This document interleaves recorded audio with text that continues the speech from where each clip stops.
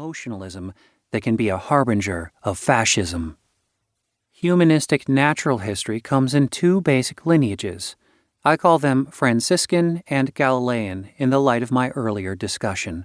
Franciscan writing is nature poetry, an exaltation of organic beauty by corresponding choice of words and phrase.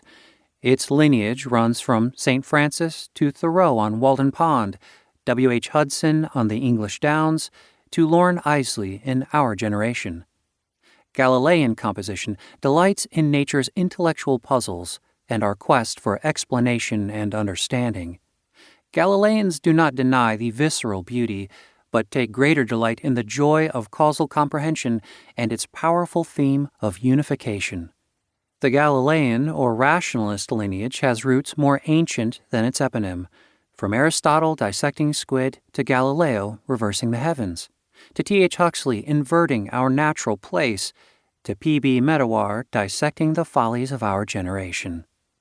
I love good Franciscan writing, but regard myself as a fervent, unrepentant, pure Galilean, and for two major reasons. First, I would be an embarrassing flop in the Franciscan trade. Poetic writing is the most dangerous of all genres because failures are so conspicuous, usually as the most ludicrous form of purple prose. Cobblers should stick to their lasts and rationalists to their measured style. Second, Wordsworth was right. The child is father to the man. My youthful splendor in the grass was the bustle and buildings of New York. My adult joys have been walks in cities amidst stunning human diversity of behavior and architecture.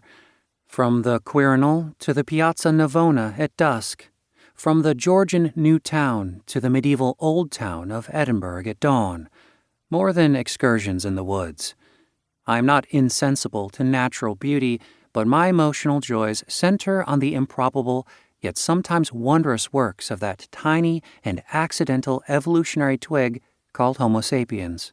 And I find, among these works, nothing more noble than the history of our struggle to understand nature, a majestic entity of such vast spatial and temporal scope that she cannot care much for a little mammalian afterthought with a curious evolutionary invention, even if that invention has, for the first time in some 4 billion years of life on Earth, produced recursion as a creature reflects back upon its own production and evolution.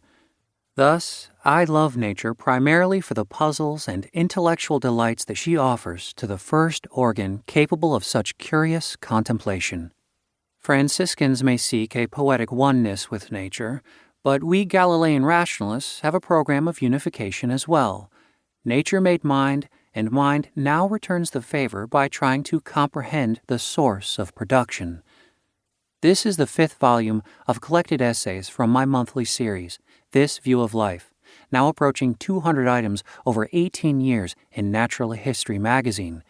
The others in order are Ever Since Darwin, The Panda's Thumb, Hen's Teeth and Horse's Toes, and The Flamingo's Smile.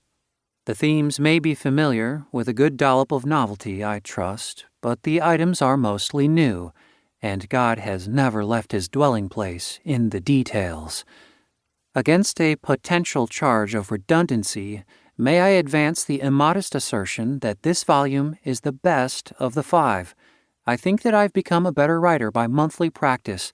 I sometimes wish that all copies of Ever Since Darwin would self-destruct, and I have given myself more latitude of selection and choice in this volume.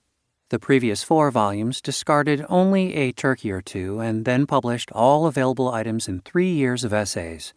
This volume, covering 6 years of writing, presents the best, or rather the most integrated, 35 pieces from more than 60 choices.